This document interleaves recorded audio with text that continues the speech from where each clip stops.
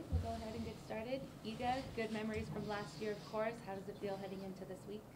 For sure, good memories. Well, yeah, I feel ready. I had time to prepare and to get used to the conditions, so I'm pretty happy to be here. I'm feeling good vibes around, so hopefully I'll show that on my matches as well. Great question. Yeah, Matt? Speaking of last year, it was right around this time last year, a little bit before this, that you really started your run in your historic win streak. In that time, like, how has life changed for you, if at all, and do you feel almost like more of an inherent pressure to win? Well, yeah, for sure.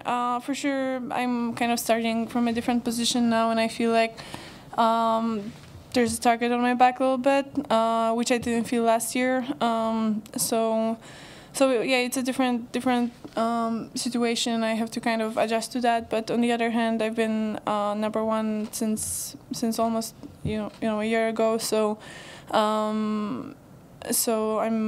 I already have enough experience to kind of deal with that, I think. Honestly, I'm just trying to take every tournament like step by step and not really think about what happened last year. And remember, that's a different story. And in tennis, anything can happen. It's pretty unpredictable. So, also my performance is. I don't have like full control over it. It also depends on what other players are gonna show. So I'm just trying to do my best in the things that I control, and the rest of it, we'll see. Russell? Hello, Iga. Russell Fuller from the BBC. On a related theme, I know that one of the downsides of success, if you like, is having to defend all these ranking points a year later. Have you got any particular way of coping with that and dealing with that? Honestly, I'm more focused on the race ranking, I want to really stick to not coming back to what happened last year, because every tournament is a different story, and honestly, I know that even if I'm not gonna defend all the points, there's high chance anyway that if I'll play well, I'll be high in the rankings. So I'm pretty sure that I'm not going to defend all the points, but still, it doesn't mean that I'm not going to, stay at being world number one. So I don't really care about that. I'm more focused on the race ranking and just, doing my best anyway. It doesn't matter for me if I'm defending or not. Back in the day, Australia and the United States dominated elite tennis at the top level. And today, people from Romania and Egypt and Poland can win tennis tournaments. Can you talk about the movement you sparked at home in Poland and interest in the sport of tennis with your kids? I think there's a big hype that I'm trying to kind of use to make tennis more popular in Poland and also more available. It's not, for sure it's going to be my goal in the future. Right now it's kind of a go on a side because I'm more focused on my career and what I want to do on court. And I know that with success and with good matches, that's going to come anyway. So, honestly, in sport, the beautiful thing is that it doesn't matter where we're starting from. If you have talent and if you're going to work hard, for sure you need resources, but in tennis, when you play on a higher level, you can get them. You're gonna succeed. So it's nice to have that. But for sure, I think in Poland we can have a better infrastructure. Have a better structure overall to kind of. Teach kids how to do sports in a good way, but also have more courts overall and have ability kind of to play. So we can still change that, and I think with that there are gonna come more players. But I'm happy that I'm here. It doesn't matter where I come from.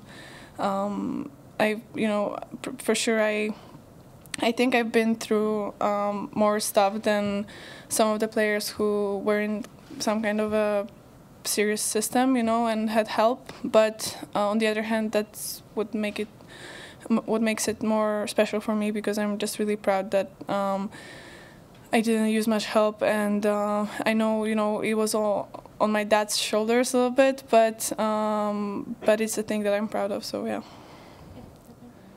Hi, Iga. At your last press conference in Melbourne, you talked about how you'd experienced a slight mental shift in that you felt like you were playing not to lose rather than to win. Just wondered how that is for you now. Well, for sure, Middle East swing was much better for me, and I feel like in Doha and Dubai I found my rhythm. On the other hand, some of these matches were so fast and kind of it looked too easy sometimes, that I still have to kind of remember that I'm gonna have tight matches, and you need to fight for every ball. But for sure it's much better, and I feel like I can just play tennis and not overthink all the things that are around. And yeah, I worked pretty hard in Warsaw to get that switch in my mindset. Hi, being number one in the world in anything is a great achievement. What does it mean to you to become number one, to stay there for so long? And also, a lot of pressure on your shoulder. What's the biggest problem, biggest issue? Well, for sure, being number one is something that I didn't even dream about it, because I thought it's not possible. So it's something that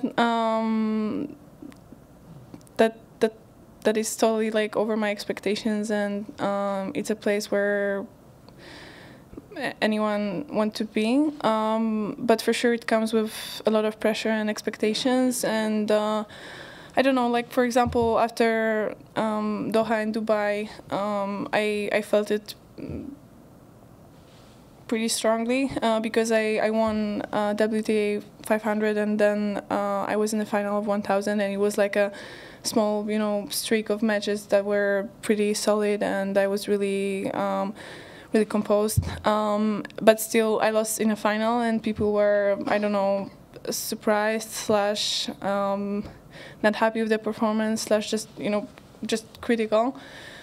And it made me think that last year, before all this huge streak and before winning all these tournaments, I would be so happy with the result, but because of these comments right now, I felt like, oh, that's not enough, So I'm trying not to read a lot of these things, and I don't want it to influence me, because I'm happy with the work I've made and with how I played in Doha and Dubai. But this is the example of how also like people's attitude changed a little bit, and I don't think it's a positive change.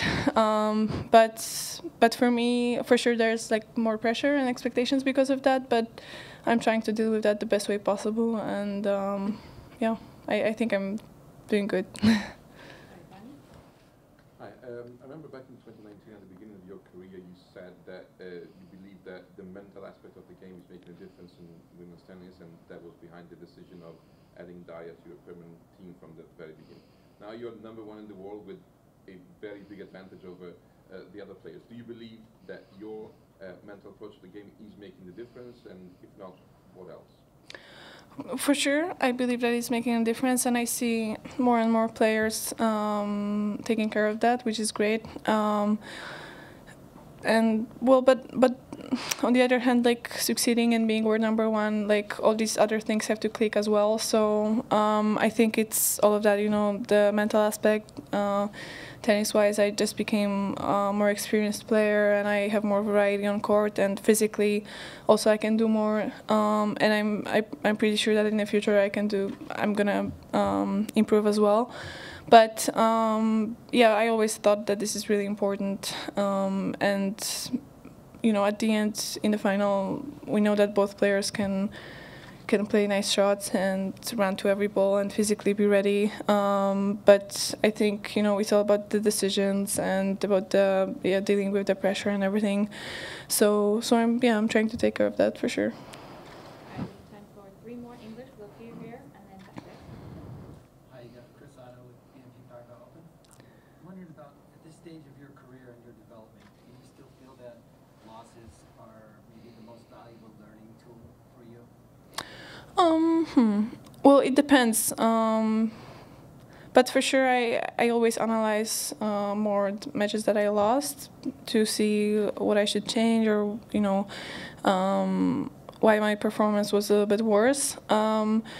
So yeah, because I mean, after Australia, for sure, I felt like these losses kind of motivated me to work harder.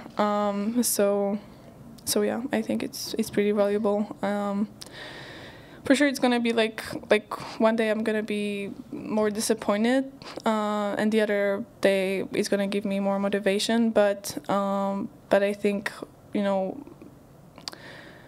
sometimes it's also important to remember that you can lose actually, and there are other players who are also playing great tennis, because I think last season spoiled me a little bit,